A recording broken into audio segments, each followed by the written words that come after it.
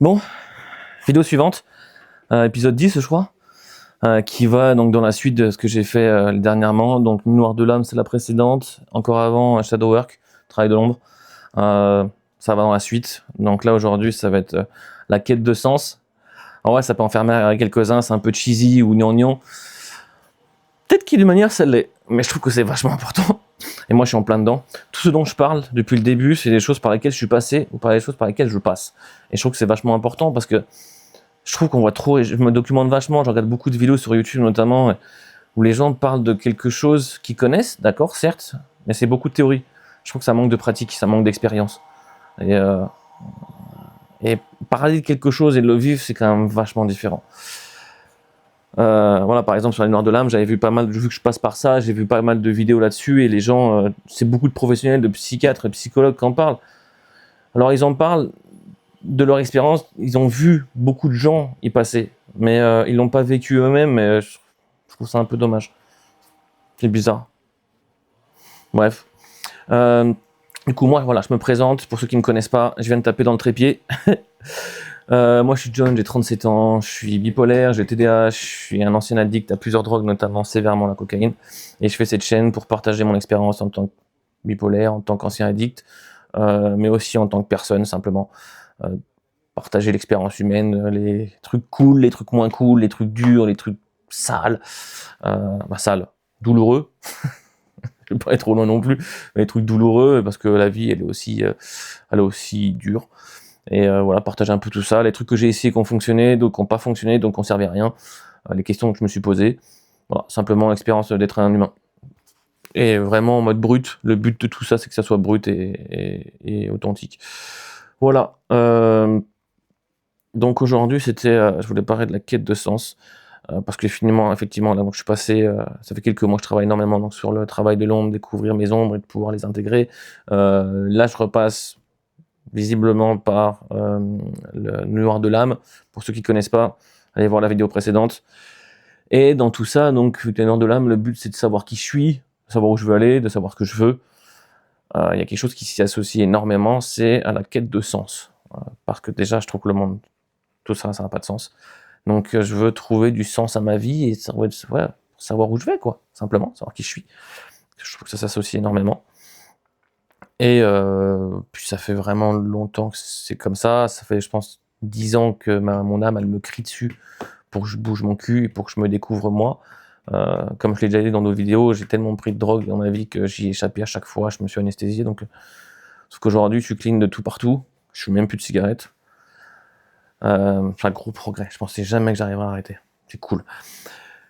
Bref, du coup voilà, quête de sens. Et je m'en suis pas forcément rendu compte tout de suite, mais quand j'étais avec ma psychologue il y a quelques semaines, je lui expliquais que de la façon dont je me sentais et que tout me faisait chier, et ben elle m'a fait comprendre effectivement c'était une quête de sens et ça a du sens, vraiment.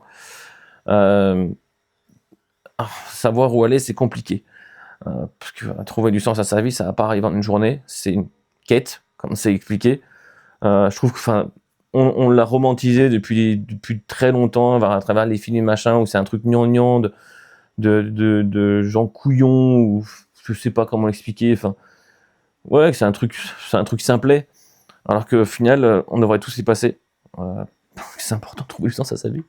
Donc c'est un gros travail à faire, et ça arrive pas en une journée. Et ce que je me suis dit, alors je vais l'expliquer juste après, je trouve que c'était bien résumé comme ça, c'est que j'ai envie de faire un truc, pour trouver du sens à ma vie, j'ai envie de faire un truc qui n'a pas de sens. Et ça, je trouve que ça a du sens. Parce que, comme tout le monde, toute notre vie, on fait des trucs qui sont logiques, qui ont du sens pour nous. Donc voilà, faire des études, travailler dur, même si on n'a pas fait d'études avant, mais travailler dur, avoir une famille, avoir une maison, quelqu'un de bien, un fils ou une bonne fille, un bon mari, une bonne femme, un bon parent. Tout ça, ça a du sens. Et finalement, on fait pas un truc qui a pas de sens. Un truc complètement con. Pas quelque chose qui peut nous faire du mal ou qui vont faire du mal à quelqu'un, mais un truc con, qui sert à rien. On n'en fait pas. Donc du coup, ça fait quelques années que je me pose une question. Alors c'est une question qu'apparemment en psychologie on se pose pas mal, mais en spiritualité aussi, que je suis très là-dedans. Et en gros, la question c'est si le temps n'existait pas, si l'argent n'existait pas, et si les biens matériels n'existaient pas, qu'est-ce que tu ferais de tes journées? Qu'est-ce que tu ferais de ta vie? Parce que concrètement, la réponse à cette question, c'est ce que ton âme, elle veut. C'est ce qui est fait pour toi. Parce que quand c'est conditionné par l'argent, par le temps, tout ça, c'est ton ego qui va répondre. Donc ça va être ta logique, ça va être ton cerveau. Et ton ego, même si on doit coopérer, il n'est pas vraiment là pour te pousser dans la bonne direction. Et généralement, il y a un truc qui peut fonctionner, c'est se demander, par exemple, qu'est-ce qu'on aimait faire quand on était petit. Parce que quand on était petit, on était innocent. On n'avait pas cette pression déjà de notre ego, et on n'avait pas la pression de tout ce qui nous entoure, du temps, de l'argent, des responsabilités. Et il faut se poser cette question, qu'est-ce qu'on aimait faire quand on est gamin? Alors il y a plein de gens, ça va être le chant, ça va être certains sports, ça va être de la peinture, ça va être l'instrument de musique, et quelque chose qui vraiment qui nous faisait du bien, et quand on le faisait, on était dedans, et généralement nos parents venaient nous parler, et enfin on n'écoutait même pas, il fallait qu'ils nous crient dessus pour qu'on réagisse. Et je me suis rendu compte de quand j'étais petit, ma réponse à la question c'était l'ébénisterie. Alors j'ai jamais fait de ça, j'en ai jamais fait, j'ai pas de formation, j'y ai jamais touché, j'ai même pas fait une journée dans un atelier ou quoi que ce soit, mais je m'imaginais en train de travailler le bois et de faire des petits cabinets, tout ça, je m'imagine faire ça. Et je me suis rappelé que quand j'étais gamin, je sais pas, avoir peut-être 8-9 ans, quelque chose dans le genre, je passais une partie de mon été chez mon grand-père, et alors lui c'était un grand bricoleur, il était cordonnier, donc il avait un énorme atelier avec plein de machines, machines de cordonnier, mais il avait aussi plein d'autres outils, enfin il avait un bel atelier bien rangé, bien rangé. Et il aimait aussi beaucoup le jardinage, et j'aimais beaucoup la botanique quand j'étais petit, quand j'en aimais beaucoup ensemble. Et à un moment donné, donc j'ai pris quelques plantes, je les ai fait pousser, et je voulais les garder pour voilà, qu'elles s'épanouissent. Et donc du coup, je me suis dit, ce que je vais faire, c'est que je vais fabriquer une petite serre. Donc je suis allé chercher des planches, j'ai pris ici tout ça, il m'a vraiment laissé faire, j'ai coupé mes planches, je les ai rabotées, je les ai poncées, je les ai mis vraiment en angle droit, j'ai mis des clous, tout ça, j'ai vraiment fait ça bien. Alors c'était moche, c'était bancal, mais je me suis vraiment impliqué. Et puis j'ai trouvé une plaque de verre que j'avais mis sur le dessus, que j'avais aussi attaché pour faire l'effet de serre, mettre mes plantes dessous. Et j'avais même fait un système où je pouvais les rallonger. Parce que quand elles vont grossir, comme ça je pouvais le monter en hauteur. C'était plutôt bien fait. J'étais super content, j'avais passé, je sais pas, au moins 2 jours là-dessus, et j'étais super concentré. Enfin, je me souviens que, mon grand-père m'avait pas engueulé parce qu'il était pas comme ça, mais il m'avait un peu poussé à venir manger parce que j'en avais rien à foutre. Et j'étais vraiment absorbé dans la zone. Euh, et donc j'ai repensé à ça et je me dis putain, mais c'est peut-être ça que je dois faire. Alors le problème, c'est que faire des l'ébénisterie, il faut quand même une vraie formation. Je me suis quand même renseigné, je me suis dit, bah, attends de faire ça, je vais essayer de faire un stage, même gratuit, pendant une semaine pour voir ce que ça vaut. Alors j'ai essayé à Lisbonne, aucune réponse. J'ai essayé un truc, en plus c'était des Français, ils m'ont dit qu'ils pouvaient pas. J'ai contacté plusieurs autour de chez moi, là, je sais pas, une dizaine. Il y en a 3 qui m'ont répondu, puis ils m'ont dit on est de trop petites structures, on peut pas prendre de stagiaires, donc ils n'ont pas voulu, même gratuitement. Enfin, je cherchais pas à le payer, je voulais essayer gratuitement, quoi. Et il y a les compagnons du devoir qui m'ont répondu, parce que bon, ils sont quand même vachement connus, sauf que voilà, c'est une formation continue sur 1 ou 2 ans, voire plus, je sais plus. Et concrètement, ça veut dire abandonner mon taf, tout ça, parce que c'est à temps plein, quoi. Donc voilà, j'ai un peu abandonné le projet pour l'instant. On verra. Mais effectivement, c'est quand même. Parce que le truc, c'est que je ne vais pas en faire mon métier. J'ai envie d'essayer ça comme loisir déjà. Si vraiment le loisir me fait kiffer, je vais aller plus loin. Mais d'abord, essayer en tant que loisir. Et puis l'autre jour, pendant une session avec la psy, elle m'a reposé la question de la même manière. Mais cette fois, elle a ajouté un petit twist. Elle a ajouté pendant lequel tu pourrais pas t'ennuyer. Il n'y aurait pas d'ennui. Et c'est marrant, c'est que j'ai pas pensé à l'ébénisterie. Peut-être parce que je l'ai mis de côté depuis quelques mois. Mais j'ai pas pensé à l'ébénisterie. Je suis resté silencieux pendant quelques minutes. Et c'est pas venu tout de suite, mais vraiment, je suis resté silencieux, un peu couillon, sur mon fauteuil. Et d'un coup, il y a un truc qui m'est venu à l'esprit, c'est faire le tour du monde à pied. Alors ouais, c'est gros, c'est lourd, parce que voilà, je m'ai quand même beaucoup renseigné depuis. C'est devenu une obsession. Un peu, ça, c'est un peu cette personnalité que j'ai. Je vais toujours dans l'extrême. Je pense que c'est pour ça que je suis allé très dans les drogues. Puis je pense à un mélange entre ma bipolarité, mon TDAH, et puis peut-être simplement ma personnalité. Mais généralement, quand je vais dans un sujet, je vais le consommer jusqu'à plus soif. Et après, je vais passer à autre chose. Alors certains, je garde. Comme par exemple, quand j'ai fait un peu rapport au sport. Je l'ai beaucoup consommé quand je me suis mis à la musculation il y a 3-4 ans. Et puis c'est resté avec le temps. Ça, c'est cool. Mais à d'autres sujets, je vais les consommer, puis au bout d'un mois, 2 mois, 3 mois, bah, j'en ai plus rien à foutre, je passe à autre chose, puis je consomme autre chose. Parce que j'ai besoin de savoir, mais après, à un moment donné, ça m'emmerde. C'est fait, quoi, je sais. Bref, du coup, je me renseigne beaucoup là-dessus. Et enfin voilà, c'est un projet, c'est 2, 3, 4, 5, 6 ans. J'ai regardé une meuf hier, elle est partie pendant 8 ans. Un autre mec vachement connu, 27 ans, il a pas fini, ou il est en train de finir, il arrive au mois d'octobre, je crois. Bon, lui, c'est particulier aussi, c'est vraiment pour tous les pays, il prenait pas de stop ou quoi que ce soit, c'est vraiment à pied, complet. Tout. Donc, c'est zinzin. Très bien, enfin, moi je trouve ça génial, les gens ils vont au bout de leur truc, je trouve ça trop cool. Au moins il y va, il fait, il vit. Oh, petit coup de pied encore dans le trépied. Donc du coup, voilà, c'est un gros projet. Je me suis dit, mais mec, ça se trouve, je vais prendre mon sac à dos, je vais partir, je vais faire 3 pays, je vais plus en pouvoir. Si j'arrive déjà à faire 3 pays, ça serait peut-être bien qu'avant je teste un autre truc, un truc plus simple. On va voir, parce que ça se trouve, au bout de 3 jours, ça me casserait les couilles, j'en aurais plein le cul, ou plein les pieds. Désolé pour mon langage, ceux qui me connaissent, je suis assez grossier, je travaille dessus, c'est difficile. C'est mon côté beauf. Comment dire, je sais plus où j'en étais, putain, mais je suis toujours en train de digresser à fond à caisse. C'est comme ça que ça se passe dans ma tête. Et encore, ce que vous voyez, c'est le top de l'iceberg, le type de l'iceberg. Ah non, ça c'est en anglais. Le haut de l'iceberg. Bref, en dessous, il y a 30 000 idées. Je sais vraiment plus où j'en étais. Ah, si, du coup, voilà, au moins faire quelque chose avant un voyage qui pourrait me dire si j'aime bien ou pas. Et il y a quelques années, je crois il y a 3-4 ans, j'ai lu un livre de Paulo Coelho, pour ceux qui connaissent, ceux qui ne connaissent pas, c'est un auteur brésilien extrêmement connu. Je crois il a écrit je sais pas combien de livres, il a vendu je crois plus de 300 millions de copies à travers le monde, dont un qui est extrêmement connu, qui s'appelle L'Alchimiste, justement sur la quête de sens, génial. Lisez-le, d'ailleurs il faut que je le relise, je crois qu'il doit être derrière. Il faudra que je le fasse, justement avant de partir, ça pourrait être pas mal, peut-être que ça donnerait des idées. Et il en a écrit un autre aussi sur son voyage à Compostelle, au chemin de Compostelle.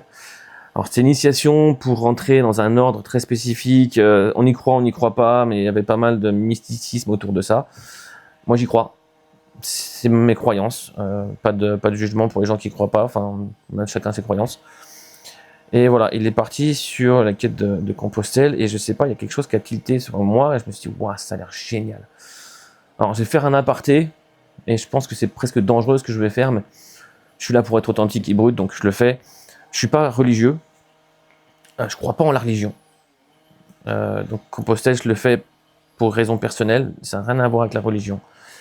Je pense que alors j'ai plus de jugement par rapport à ça aux gens qui sont religieux, parce que j'en avais énormément, et je trouvais que la religion c'était sale. Aujourd'hui, je trouve que c'est bien dans un sens que les gens soient croyants dans une chose, qu'ils aient de la foi. Ça, c'est vachement important, avoir la foi en quelque chose. Parce que ça veut dire qu'ils réfléchissent sur quelque chose, ils réfléchissent sur quelque chose de plus grand qu'eux. Et ça, c'est top. Ça, c'est vraiment top.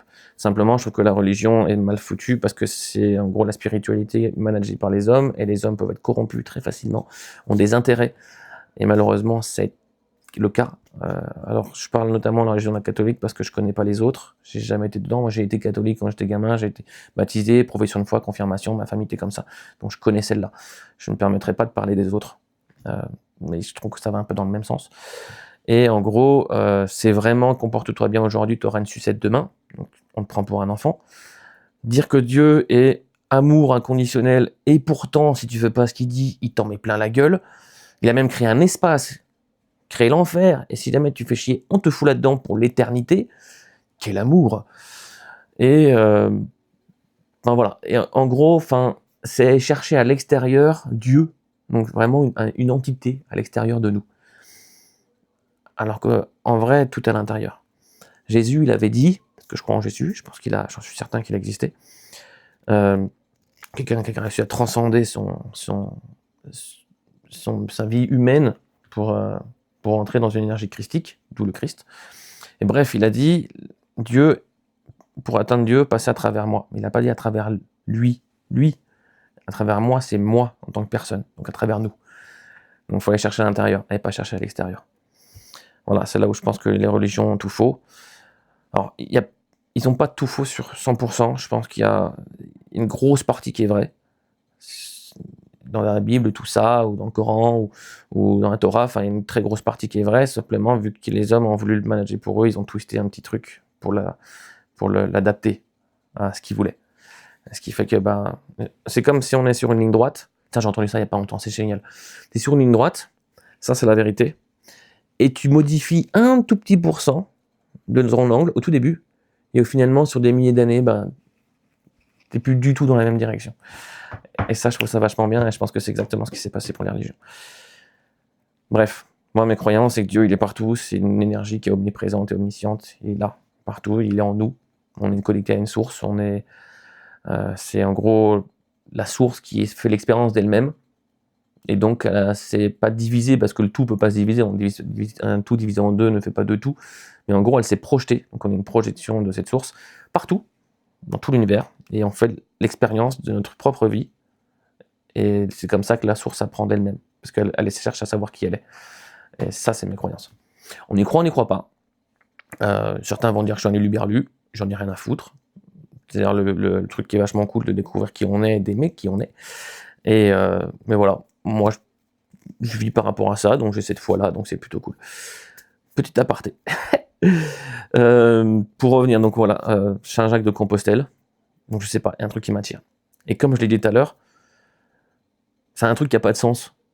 Parce que je cherche pas, alors je dis pas qu'aller marcher là-bas, ça a du sens. Je dis pas que je vais découvrir le sens de ma vie en y allant, mais j'ai envie de le faire et ça a aucun sens de partir marcher.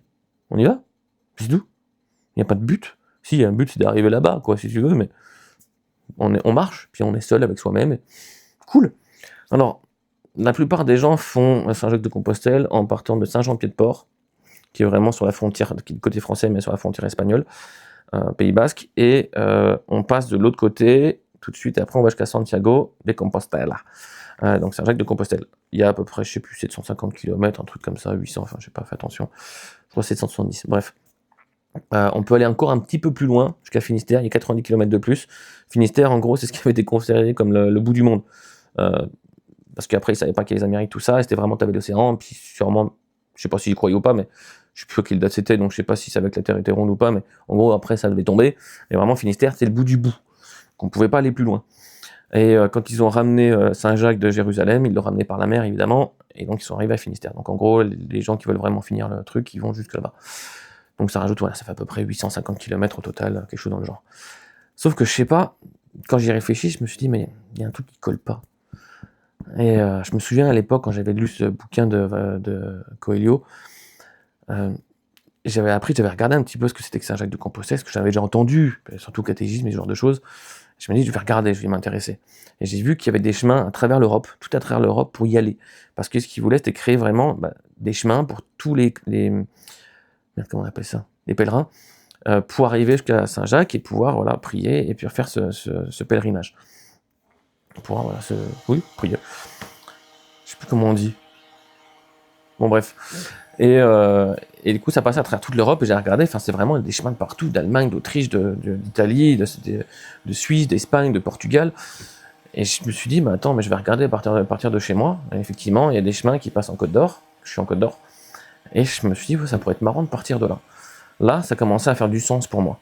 Parce qu'en fait, je me suis dit, je vais pas prendre le train pour partir de chez moi jusqu'à Saint-Jean-Pied-de-Port, pas passer 800 km dans un train pour finalement aller marcher le bout, enfin, autant tout faire. Et donc, ça fait 3 semaines, un mois que je suis en train de préparer ça. Et donc, ça fait entre 2000 et 2300 km, selon les chemins par lesquels je passe. Donc, il y a plusieurs GR en plus que je peux rejoindre. Il y en a Le Puy, de l'autre côté. Donc, c'est cool. Ça me donne vachement envie. J'ai jamais fait ça de ma vie. Je suis déjà allé camper.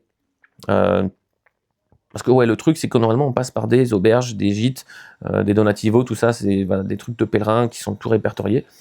Sauf que ça coûte pas cher, mais si ça finit par faire une blinde, parce que concrètement, le voyage sur 2200 km à peu près, ça prendrait, j'ai calculé, en marchant tous les jours à peu près, entre 20 et 25 bornes, des fois plus, des fois un petit peu moins, ça me prendrait 86 jours avec un jour de repos. Donc effectivement, c'est 3 mois quand même.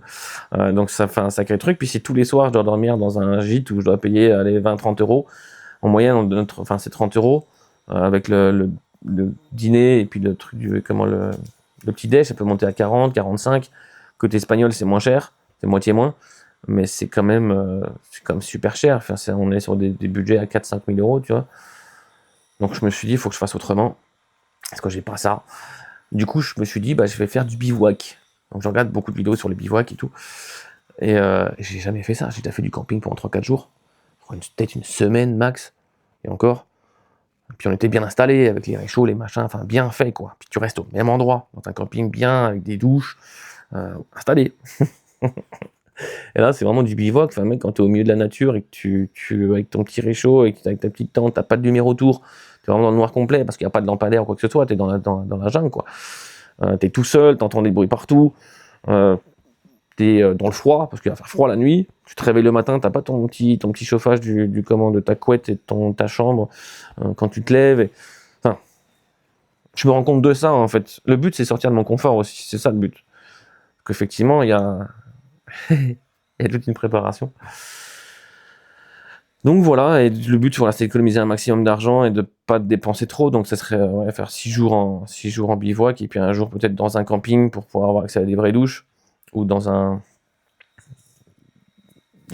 comment on appelle ça, un gîte ou pour pouvoir c'est ça, avoir un lit une fois de temps en temps. Et puis voilà, c'est parti quoi. Alors, comme je le dis, ça a aucun sens. Et je trouve ça vachement cool parce que justement, ça n'a pas de sens. Donc voilà, mettre ça en place. Donc je continue à travailler, je travaille un peu plus dur encore, prendre plus de, parce que je suis en consultant, donc je prends un peu plus d'heures avec mes clients, un peu plus de taf, pour justement avoir un peu plus de thunes. De ça de côté, acheter du bon matos, que j'ai absolument rien. Enfin, j'ai même pas les chaussures pour. Je me suis tapé un petit délire. Je me suis dit, bon, je vais faire un petit trip. C'était quoi, il y a 2 semaines, 10 jours. Je suis parti, j'ai pris un petit circuit vers chez moi qui fait 38,6 km, donc qui passe par des forêts, des machins, il y a une réserve naturelle, et qui part en plus à côté de chez moi. Je me dis, ouais, c'est génial. Il faisait super chaud, il faisait 35 degrés, je pense en plein soleil, on n'était pas très loin des 40, je suppose. Et je suis parti, j'ai même mis des bouquins j'ai pris un sac à dos, j'ai mis des bouquins dedans pour le ralourdir. Je suis parti avec 8 kg, 7-8 kg sur moi, j'avais 2 bouteilles d'eau, voilà, pour être bien équipé, quoi. Et j'ai fait les 20 premiers, c'était bien, sauf que il préconisait de faire le tour d'un côté et j'ai pris l'autre, parce que j'aime bien les sens aigus d'une montre. Ça, c'est mon côté un peu toqué. Et au bout de 20 km, je suis passé par les coins durs, et les 15 derniers, ça a été une horreur. J'ai dû couper en randonnée, parce qu'il y avait le chemin qui n'existait pas, donc j'ai fini par couper 3 km, heureusement. Et c'était une horreur. Entre les montées-descentes à 15% en plein milieu de la jungle, sans rien, ça glissait de partout. Je me suis rendu compte que mes chaussures n'étaient pas adaptées pour ça. Elles commençaient à me cisailler les chevilles.